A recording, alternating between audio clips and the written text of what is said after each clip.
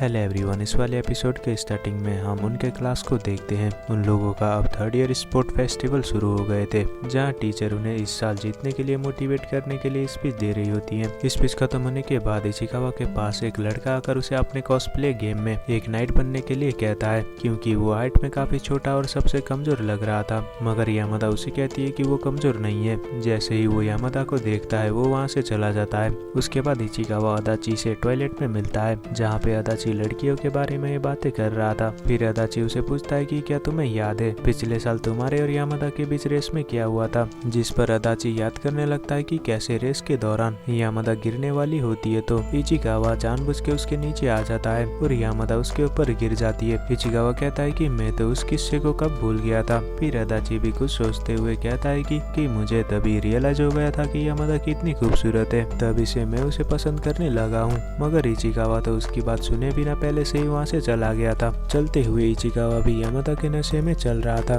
जिस वजह से वो दीवार में टकरा जाता है। तभी वहाँ पर यामादा आकर उसके हाथ में लगे हुए चोट को देखने लगती है, जो पिछले साल ही स्पोर्ट फेस्टिवल में लगा था, जो अब बिल्कुल ठीक हो चुका है। उन दोनों को ऐसे देखकर तो अदाची जलने लगता है और कंजाकी से पूछता है कि क्या तुम दोनों के साथ यामादा और इचिकावा भी व्हाइट डे के दिन डेट पर गए थे, जिस पर कंजाकी मोटू से कहता है कि तुमने इसको क्यों बताया। फिर अदाची इचिकावा के पास जाकर उसे कैलिबरी बैटल के लिए 1v1 चैलेंज करता है, जिस पर इचिकावा भी उसके चैलेंज को एक्सेप्ट कर लेता है। जिसके बाद वो एक्सरसाइज करने लग जाता है और अपने मन में सोचने लगता है कि मैं उससे हार नहीं सकता। उसके बाद वो एक जगह में रुक जाता है और एक मशीन से ड्रिंक निकाल के पीने लगता है। तभी पीछे से यामादा भी अपना डॉग को घुमाने के लिए आई होती है। जिसके बाद वो दोनों एक पार्क में चले जाते हैं। यामादा उसे पूछती है कि क्या तुम स्पोर्ट फेस्टिवल के लिए एक्सरसाइज कर रहे हो, जिस पर इचिकावा कुछ और बहाना बना देता है। फिर यामादा उसे अपने साथ रेस करने के लिए बोलती है। वो लोग रेस करते करते यामादा के बिल्डिंग के पास आ जाते हैं। यामादा इचिकावा को अपने घर में इनवाइट करती है। इचिकावा भी उसके घर में आ जाता है। यामादा कहते हैं कि आज मेरी मम का काम है, इसलिए वो आज घर में नहीं है। फिर यामादा घर में ही वर्कआउट करने लगती है, जिस दौरान यामादा का डॉग उसके नीचे आ जाता है। इचिकावा उसे दूर करता है। थोड़ी देर के बाद तो इचिकावा भी वर्कआउट करने लगता है। यामादा उसे एक हैवी डंबल लाकर उसे उठाने के लिए देती है, जिसे उठाते वक्त वो पीछे जाने लगता है तो यामादा उसे सपोर्ट करने लगती है। अगले दिन स्कूल में सभी लड़कियां स्पोर्ट ड्रेस को पहन के रेडी हो रही थी। जब इचिकावा ग्राउंड में जाने लगता है तो यामादा उसे रोक के उसके सर में कुछ लिख देती है, जिसके बाद उनके स्पोर्ट शुरू हो जाते हैं। इचिकावा अदाची को वार्म अप करते हुए देखता है, मगर दूसरी तरफ यामादा एक जाल में फंस जाती है, जिसे देखने के लिए तो अदाची सबसे पहले टपक पड़ता है।